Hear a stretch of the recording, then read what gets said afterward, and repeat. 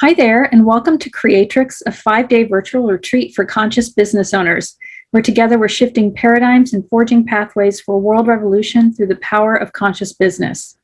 During this week together, we're interviewing several incredible, highly conscious entrepreneurs, healers, and metaphysical leaders who are contributing to world healing through their powerful gifts, offering passionate perspectives on creativity, spirit, and conscious business practices.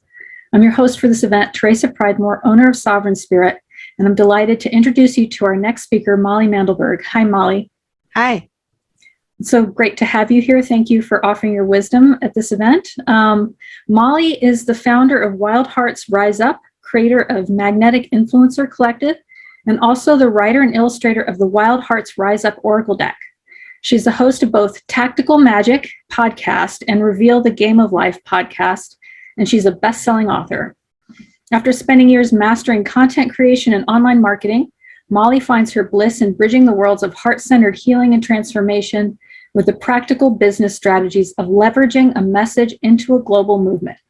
She's a certified NLP coach, an Access Consciousness Bars facilitator, a transformational leadership coach, and a full-time nomad. Molly works with coaches, healers, and conscious leaders to broadcast their messages with ease so they can reach more people and make more money with less time spent.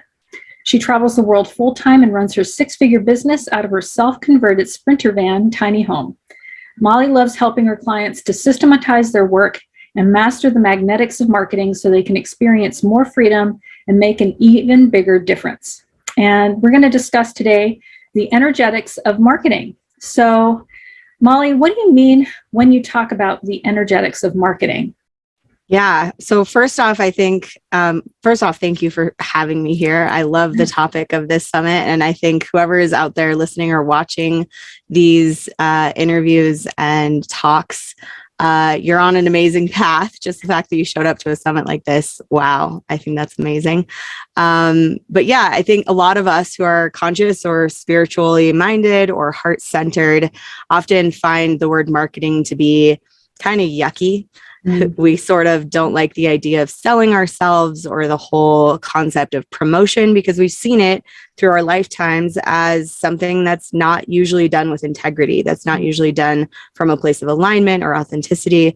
And so it has sort of a negative connotation to it. So oftentimes in my marketing, I also avoid the word marketing, even though that's totally what I help people do. But the energetics of marketing is something that I started to notice early on in my business, and that I've kind of proven to myself and to my clients over and over and over again that the marketing, that the external marketing, outside marketing, where we're actually putting the words on the page, putting the posts on social media, sending the emails to our list, creating sales pages, creating courses and programs and offerings and launching them into the world, that is a huge component.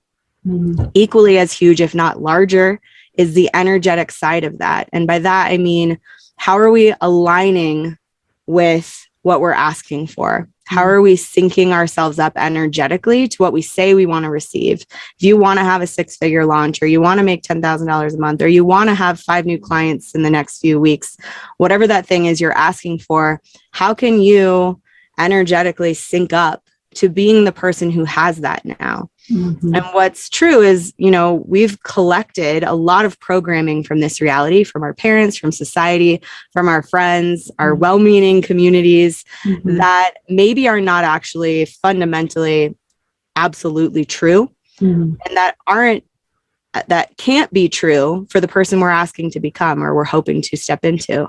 And so it's important to take a look at, what is that limiting belief? What is that part of you that's hesitating, or that part of you that might share something but still believes it's never going to work out?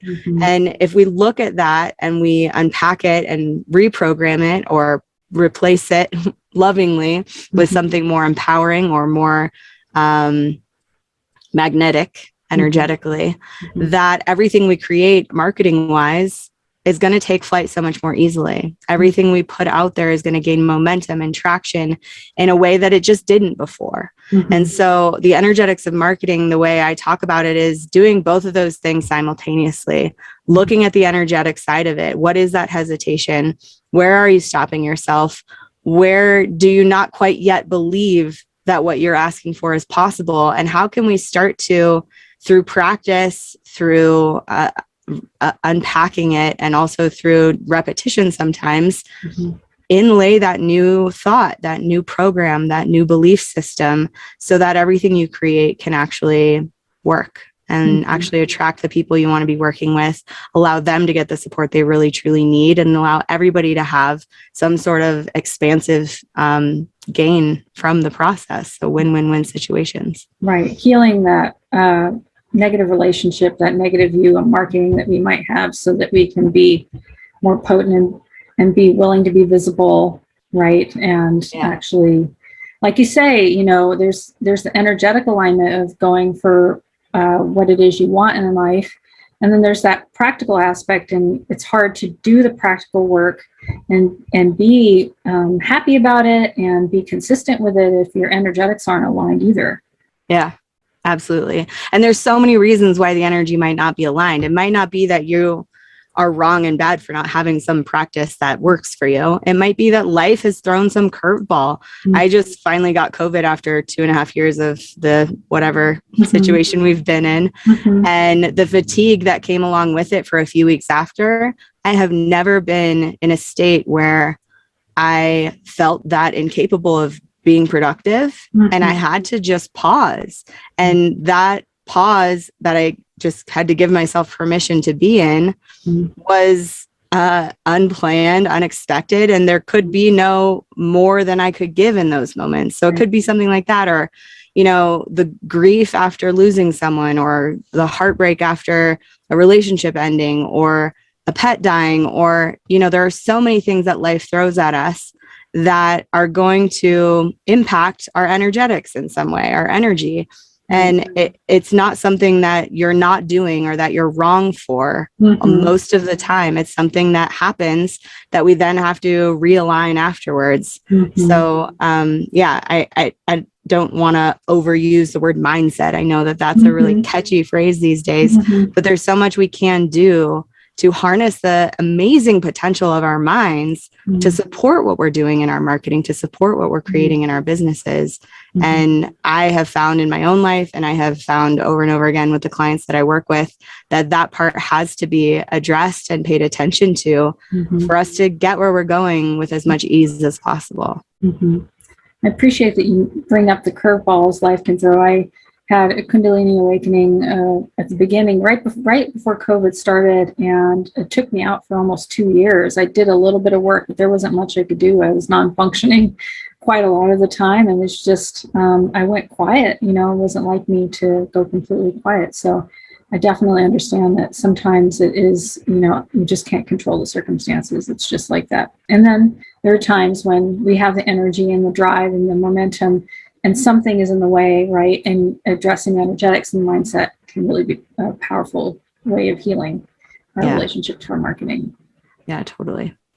So why is it important to focus on our energy as business owners?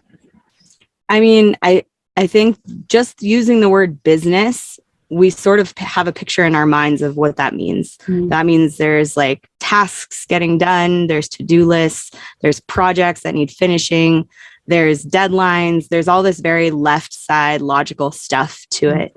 And those, I'm assuming most of the people who are watching this, who are listening to this, we know that there's more to life than that left side of us. There's creativity, there's magic, there's consciousness, there's more to the path ahead than we could possibly ever know or see or even perceive ahead of time. And so bringing in the energetics, bringing in the mindset side of it, bringing in the magical, the esoteric, it sort of fills out the picture to being more than what meets the eye. And there's something about that that is, it's affirming. It gives permission. Like when one of my clients is beating themselves up for not meeting a deadline, it's so fun for me to remind them, hey, you made up that deadline. Like there is a divine appointment for this project to come to life. And it has less to do with you than you think. That if it's not fully gestated, it can't come into the world fully formed. And that no matter what we put on the calendar, that's more important than what we think needs to happen. Mm. So the energetics of it is really giving ourselves permission to be with what is right now, to follow the energy when the creative flow shows up, to maximize our use of it, and to also give permission to ourselves, to the projects we're in, to the entity of our business that we're operating with, that everything is happening exactly how it's supposed to happen, and that we get to show up and play with our businesses and make something that didn't exist before come to life. And being in the magic of that is so much more fun than the hustle and grindy energy of like forcing it all the time. Yeah, right. Just it's amazing when you can kind of tap into our own flow states and really understand our rhythms too. You know, some of what you spoke of made me think of like just finding your rhythms and yeah, like you say, you know, knowing when you're generative and going with it and knowing how to make the most of being generative, I think is really important too, right? Giving yourself permission to go for it. Yeah, absolutely. I talk about, I learned this from my mother, who's a writer and also teaches writing. And I have a podcast episode about it and a blog post about it. But the creative cycle has 3 parts. And the first part is called Brahma, which is the lightning strike of creativity. That's where the inspiration comes. If you've ever felt like, oh my gosh, I want to start this project and this project and this project, and all these ideas are coming to me, that's like the Brahma state. And from Brahma, we go into Vishnu, and Vishnu is like the plugging along, taking the next step, doing a lot of the work. You're not super lit up and in the download state, but you're still aware of where you're going and you know what that vision was and you're moving towards it. We spend most of our time in Vishnu, and following Vishnu is Shiva. And if you know anything about Shiva, Shiva is the god of like chaos and destruction and nothingness. And that's the pause. That is the required pause to get back to Brahma. And Shiva, if we're talking to ourselves in a negative way, Shiva is telling us, oh, you'll never have a good idea again. You're spent, you're washed up. You might as well go quit the business and get a job now. It has a lot to say that isn't very productive, but it's mostly designed to give you a break. And if you're willing to take that break or even inlay those pauses into your calendar so you can Shiva purposefully, intentionally more often, then Brahma comes more often. And if you've ever come home from vacation and been like, oh my gosh, I so know what to do on this project now, that's because you let that reset happen. And there's a great book, I think it's called Rocket Fuel, that talks about the visionary and it talks about the sprint and the pause and allowing, I think Rocket Fuel is actually a different book, but somebody did all this research into high performers, like high performing athletes, high performing CEOs. And they are so productive because they've laid in that pause. You can't sprint 20 miles, but you can sprint like a certain distance and then rest and then sprint again and make it to 20 miles. Like, the pause is a required part of that process. And so when we're talking about the energetics of marketing, how are we caring for ourselves in such a way that when those productive states of being arise, we can maximize them and we can honor them and intentionally make use of them without having to make ourselves wrong if that's not the state we're in all the time. That makes a lot of sense. Yeah. Taking the sacred pause it's like a muscle you train. Getting into the habit of actually thinking, well, when is my break? After I do all this, when do I take a break? And, you know, because you can't just keep going all the time. You absolutely have to take the break. So you have a quiz and a course about creating peace with money in our lives. What do you mean by peace with money? Yeah, peace with money is a different reality than most of us exist with, myself included, my past self included, I should say. I was playing with the tools of access consciousness. For anyone out there who doesn't know about access consciousness, it's kind of like law of attraction on steroids. Like it's a lot of tools, both verbal processing and hands-on body processes that are designed to empower you to know what you know and to create your life from the potency that you truly are. So I was playing with those tools around money and recognized there's this energy of peace with money that is foreign to most of us, but some people have it. And peace with money is this, it doesn't matter whether you have billions in the bank or $100 in the bank, anybody can have peace with money. It's an energetic state of being that is calm, that is trusting, that is knowing it's going to work out. And from that place, when I've made a habitual practice out of engaging with that energy, money starts flowing and flowing more and more as if by magic and just showing up. And I would fall out of the practice and money would get sticky and hard again. And then I'd be like, oh yeah, I'm not doing my things. And I'd go back into it and boom, money would get flow and easy again. And finally I was like, okay, fine. I have to share this with people, and decided to create a little 4-week kind of mini course about it. Had over 100 people join it the first time I ran it. And yeah, it's beautiful. And through that, so many people have had miraculous experiences of things that you wouldn't normally notice. Maybe somebody buying you lunch, that's some peace with money energy. That's you receiving. Finding an unexpected check in your mailbox of like some dividend or some court case that sent you some money. That's magic. Your state of being attracted that to you. What if you were willing to acknowledge that? Would more come if you were willing to? And yeah, so that's the energy of peace with money. It's a really low cost mini course that people can take. And there's an ongoing membership where we're talking about new things every couple of weeks, which is really exciting. But if anybody is just interested in the idea of peace with money or wondering, where is my money mindset right now? How's it going? I created a little quiz, which will give you your money mindset flavor. And the flavors are salty, sweet, savory, spicy, and umami. Spelled OOOH, umami. And you can find out your flavor. It'll give you a sort of creative little recipe to use with your money mindset flavor. And yeah, that's a really, I think, a useful tool to just take a snapshot of where you are right now energetically in relation to money in your life. And maybe you think by not paying attention to it, that it's probably all okay.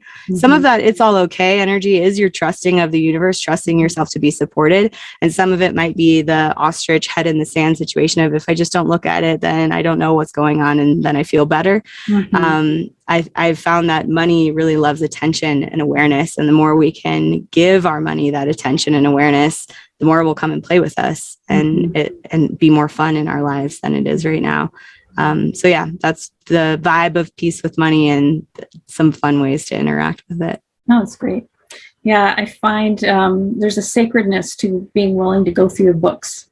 At least every couple months or so, just sitting with your books and going, I'm spending time with my money. I'm giving it awareness, not hiding from it, not waiting till tax time to make a big dash to get it done.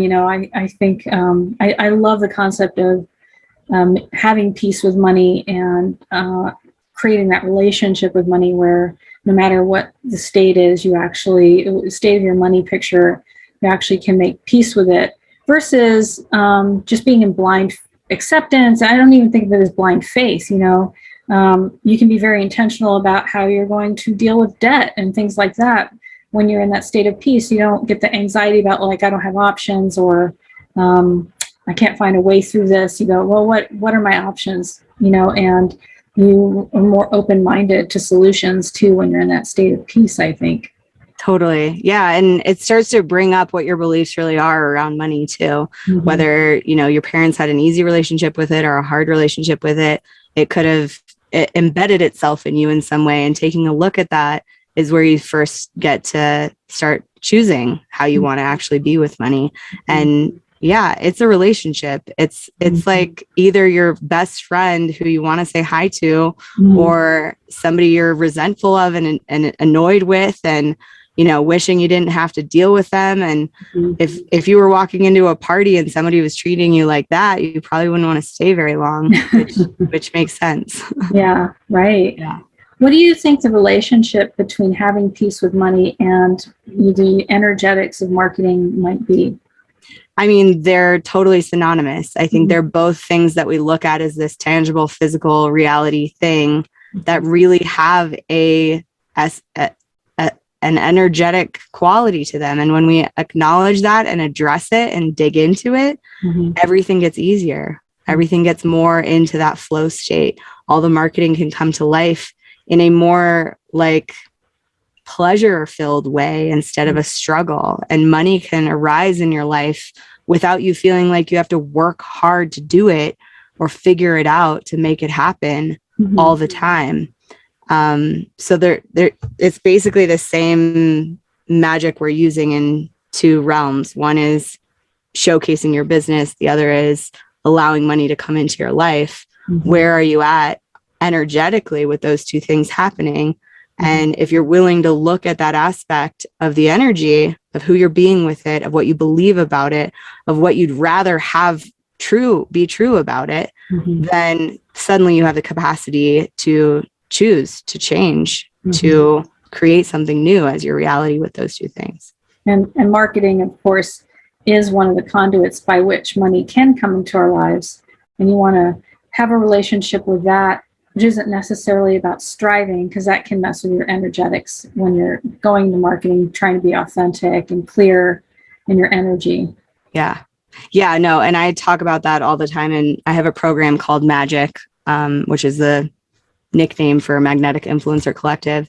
And a lot of what we talk about is that the metrics on what you're sharing don't actually matter as much as the energy. And that it might look like I posted this thing and no one responded to it, but then over here, I got some new client out of nowhere. The energy of you broadcasting brought that person in, even if it wasn't a direct correlation of conversion or whatever, that the energy is like a collective whole. So when you put something out over here, you're turning the magnets up all the way around you. And so if somebody comes through a referral or some other window or door, we like to acknowledge that that was part of it, that the broadcasting you did was still part of it. Of course, we want to look at analytics and spend more time on the things that actually work. But included in that is how loud you ring that bell is how people can energetically find and hear you, because that beacon is out in the world. Makes a lot of sense. Yeah, I love that.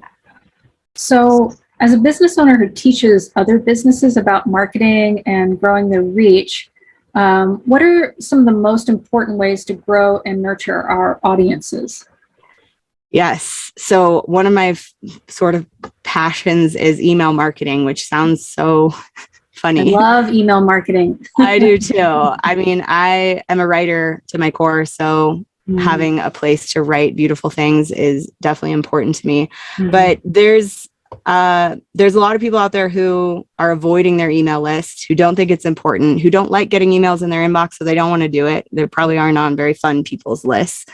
And so they're focusing all of their energy and attention on their TikTok audience or their Instagram audience or their Facebook group.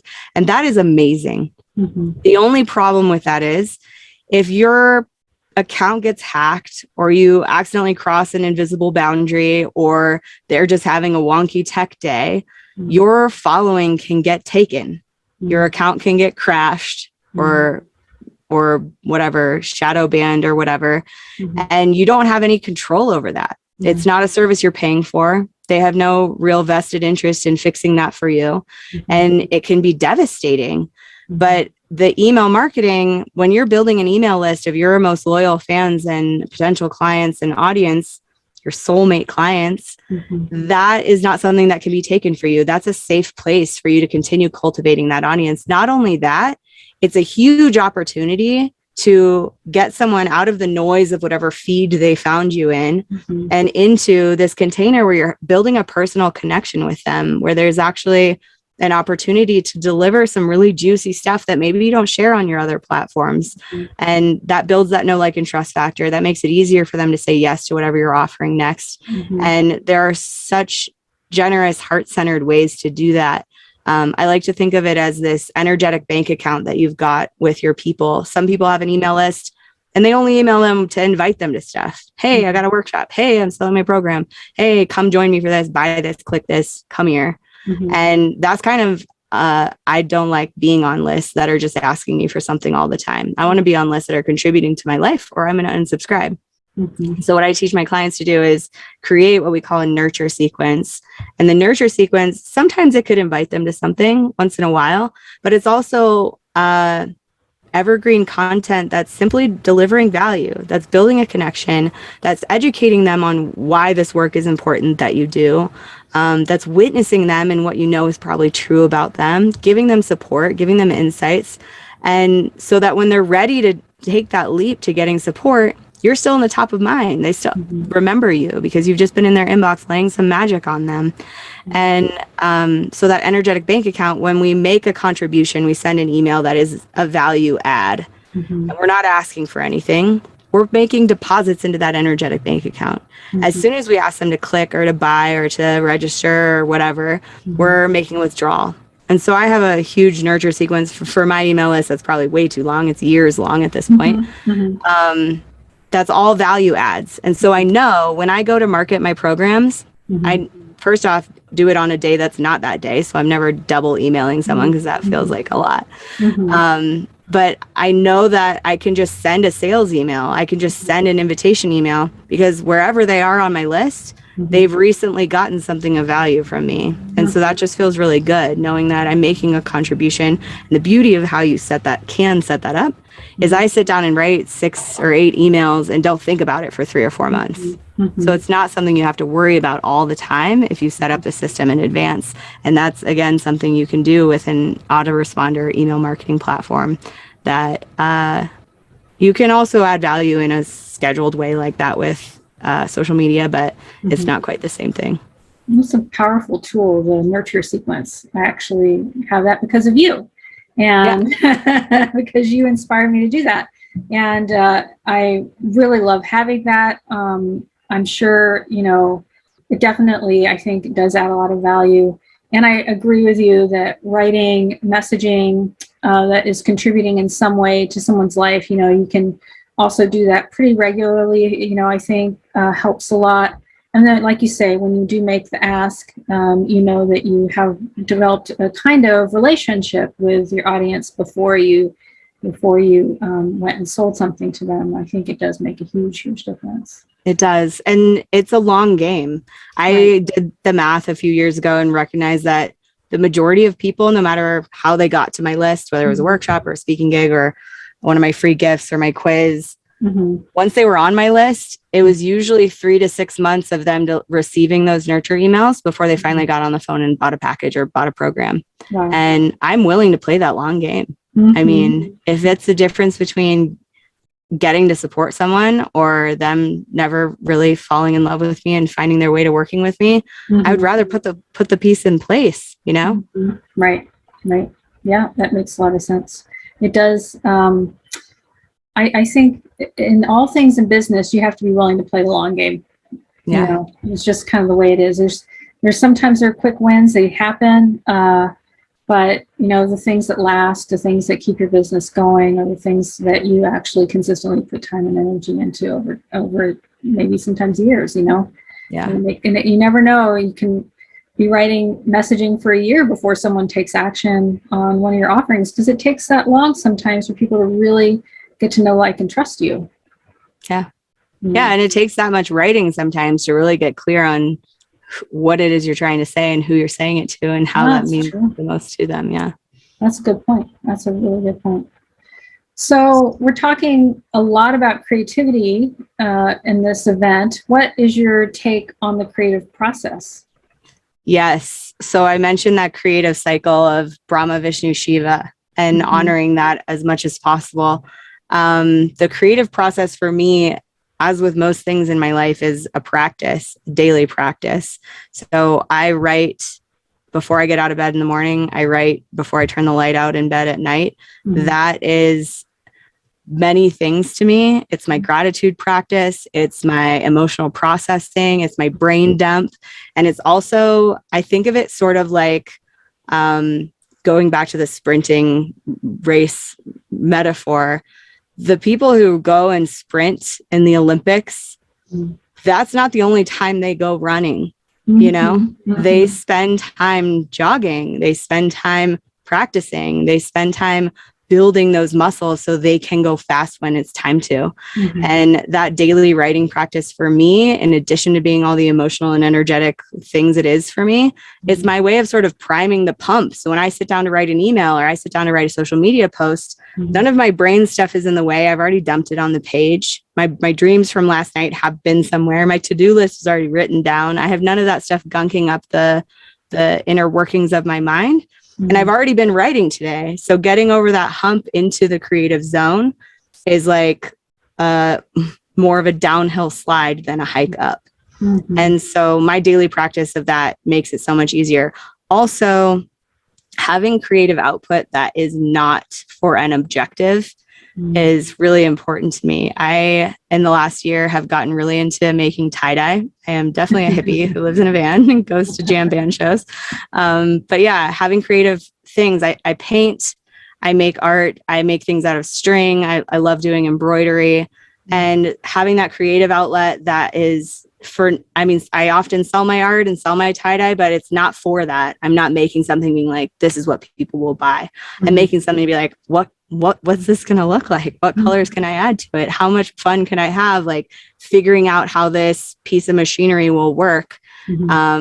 So that, or making a tool to make the perfect circle in the middle of the thing, or whatever it is, having a creative outlet of self-expression makes it so much easier for me to crack down and hustle when I want to in my business. Because there's that part of me that needs to be aimless, that needs to be meandering and wandering and wondering, that's being served by my other creative pursuits and creative outlets. So I think not trying to force all your creativity into your business and having some sort of a ritual or practice. I know not everyone out there is a writer, and the idea of journaling every morning and every night sounds awful, but having something that you can like build strength with that feels like that creative flow energy, that makes it easier for you to get into that zone for your professional life too. Yeah, I find when you're cultivating programs and offerings in your business and you're trying to build content as well, it's not the marketing is a big piece of what you end up doing. Also, to make those successful, I think having a way to kind of get your mind clear, to actually like process your day. Spirit, I think, teaches us a lot about what we need to message on, what we need to do in our program when we go through the experiences we've had in the day. There's all these little nudges and kind of messages that can come through, and you might miss it if you don't take a little time to have that outlet, if you can, even for 10 minutes in the evening. Absolutely. Yeah. And I'm also a meditator. So in addition to the writing, I try to meditate at least 15 minutes a day, if not more. And that's totally the thing. When I'm not meditating, I'm pulling everything I'm creating, trying to make it come through me and from me instead of through me. And through the meditation practice, I notice the ideas are coming from beyond. They're coming through me more than they're coming from me. And that makes everything flow easier. That makes it so much less about you being right enough or good enough or strong enough, and so much more about you being the channel through which this work is getting brought to the world. And that eases a lot of the pressure. And it also just is easier than trying to be the generator of all that stuff from yourself. Yeah. What I hear from you is there's a lot here about getting into flow and staying in flow, and kind of knowing, I guess, also when rest is part of that flow. Because sometimes I think we can think when we have to pause, we've stopped being in flow, but actually that might be a part of the flow process too, if we invite it in and work with it intentionally. And also, it sounds like creating moments of pause and reflection as a ritual on a daily basis is another powerful way to keep that flow going and that creativity constantly coming in as needed. Yeah, and refreshing itself more directly and acutely. A friend of mine, Minette Riordan, is an amazing coach, and she is one of the biggest advocates for that creativity as a way to get in flow. So anyone who is out there is like, oh, I'm not an artist. it's okay. You could spend some time doodling or, you know, using an adult coloring book, which there are some amazing options out there. Do you have a coloring book? I do have a few. Oh, no, did I make one? Yeah. No, I didn't make one, Okay, but I I do thought you actually might have a stack of coloring books in my house. But it could be as simple as that, as giving yourself a little break of just like, I'm just playing with markers right now. And that's what my pause is going to be. So it doesn't have to be perfect. You don't have to show anyone what you made, or you don't even have to finish anything you start, but having some like, play time, whether that's playing with your kids or whether that's playing with your creative mind, I think is really important. Yeah, I definitely agree. I do a little abstract marker and pencil work sometimes. You know, these little 5x7 cards. I got a just giant stack of them, and I just pull them out sometimes. I don't have a lot of space in my house, so I'm like, made it work for the space I have, except I have a giant pile of markers and pencils that are like, I spread out all over the couch with all of my stuff. But yeah, it definitely is something that helps keep me in flow. I love having that. I guess as a hobby. I have to think of things sometimes as hobbies because I don't have many hobbies. I tend to take things very seriously, you know? Like once I'm into it, it's a business. It's like, no, I'm going to figure out how to monetize this. And so I definitely have to think of it as a hobby. Yeah. But then you've made Oracle decks too. So oh, definitely. Now that was something that was fun for me, but I definitely wanted to share that with the world. And of course, you know, although I had so much fun with it, I might as well just call it play because it was play too. Yeah, and you've done a lot of projects, so it sounds like you don't have any trouble staying in flow. You're constantly writing and making decks and doing things yourself.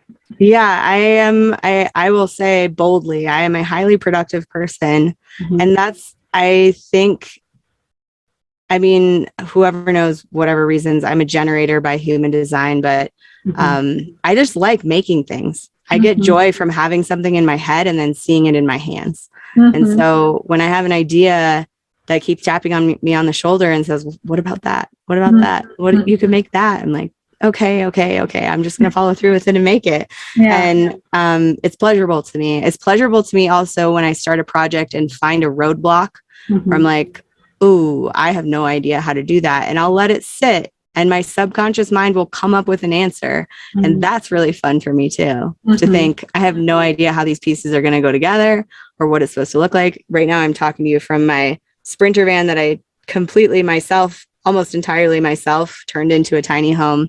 And there were so many parts of that where I was like, I have no idea how that part's going to go with that part, how it's going to connect. And I just sit with it until the idea comes. And that, I think, has built a lot of trust in whether it's my mind or whether it's a super mind or the higher consciousness plane, whatever it is, an answer is going to come. And so I'm willing to sit on the idea and sit on the project until I know how to do it. And once my mind has wrapped around it, then I can just follow through with it. And I don't have a lot of hesitation about that because of how many times I've seen it work that way. Yeah. How does having a nomad life interact with you doing marketing, creating your offerings and things like that? How does that interact? Yeah, I've had to create a lot of systems to allow it. Because if I was worrying about what my email this week was going to be about every single week, in addition to what program I'm launching and how I'm sharing that and when I'm posting about that, and also my 2 podcasts and whatever book I'm working on or sharing, that would drive me absolutely nuts. So I'm obsessed with technology and tools. I'm obsessed with batching content and scheduling it out. And I teach my clients how to do the same, because once you figure out how to do something, there's probably a system you could implement to do it just as good over a longer period of time. So I'll sit down and write all the posts for launching a program or all the emails for selling my next course. And then I'll schedule them out, and then I don't have to think about it. And I can reply to the emails and I can engage with people on the post, but I can do that from the road while I'm stopping for gas or, you know, between supping on the lake and walking my dog. And allowing that to happen with the ease of technology makes it so much easier to have the freedom that I want in my life. I want to serve my clients deeply, and I want to serve a lot of them. And I'm so lucky that I get to. And I also want to live a life with a lot of adventure and drive across the country to see my dad. Or, I was just at Red Rocks for 3 nights watching my favorite band, and in the middle of my big launch for my 6-month program, and actually got 2 new clients signed up for my program while I was dancing to my favorite band at Red Rocks on Friday. I'm like, if I can set more of that up, that is great. I want that to be happening in the background. And we don't have to work all the time to be successful. And using the robots to deliver things does not make it less personal most of the time. Yeah, because it really matters what the message is, not when it happens. Right. I find that batching content is very effective. And again, you're playing with when you're feeling most generative. So you do it when you're in a highly generative state, and then you get to stay in a different kind of flow. Once you've scheduled the content, you get to be in the next state, Yeah, totally. And I was just mentioning that to my group call earlier today, that for a long time, being on the road and running a business, I would be making myself wrong for like driving for a whole day and then spending a whole week with my van friends or whoever I was visiting or doing whatever I was doing. And then, oh my gosh, I haven't gotten any work done this week. Like I'm so bad and wrong for that. And then I had to acknowledge that when it's crunch time, I go, I make, I produce, I follow through, I make things happen. And when it's not go time, I should give myself permission to be in that moment as well. There's no good that can come of the guilt trip or of the making myself wrong. And so now I give myself permission, and I put the idea comes, I need to work on that. Great. Write it down. It's on the list. You don't have to hold it in your head and worry about it anymore. Just put it somewhere, you're going to find it. And when it's crunch time and it's ready to come out of you, work on it. But don't make yourself wrong for not working on it when you're enjoying the day with your family, or when you're, need to run groceries and figure out your stuff today. Sometimes you got to adult, sometimes you got to work, and sometimes you got to give yourself permission to live your life, because otherwise what's the point of any of it? Such good advice. I love that you have such I just think you have such a grasp on how to squeeze as much joy out of life as possible and run your business. It's really fantastic. Thank you. I do my best. Yeah, it seems like you do. I just love following your posts and how you do your tiny home life, and you make all of that work. It's very inspiring. I love that you bring more adventure in. I think that there are a lot of people out there probably want to figure out how to do what you're doing, Happy to talk to them. Yeah, no, you're great. It's great following you. Well, this has been so awesome. You have an amazing free gift that you're offering everyone. You have a free private call. Can you tell us a little more about that? Yeah, I will say it's been a very long time since I've offered free consults like this, free discovery calls. I like to call them Reach Your People with Ease strategy session. But yeah, my life is busy. I'm doing a lot of living in the days that I'm not working, and I'm doing a lot of running 2 podcasts, serving my clients, running 2 different memberships, many group programs. So I haven't opened up my schedule for free calls like this in a long time, but I just think, like I said at the beginning, the people who are showing up to this summit are already some of the most tuned in, amazing people out there. And so I would love to honor you for having watched this whole interview, and probably many others during this summit.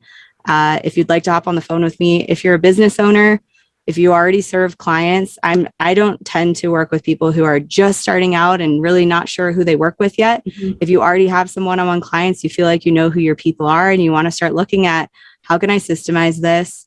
How can I energetically line up to the me that I'm hoping to become, that I'm already becoming? And if you have a desire to create courses or programs, or, figure out the email list and free gift stuff, and so that you can be growing that audience and nurturing them over time, I would love to talk to you. On these calls, usually we're going to look at where you are right now, what it is you want to create, and I'll give you my best recommendations for how to get from there to there.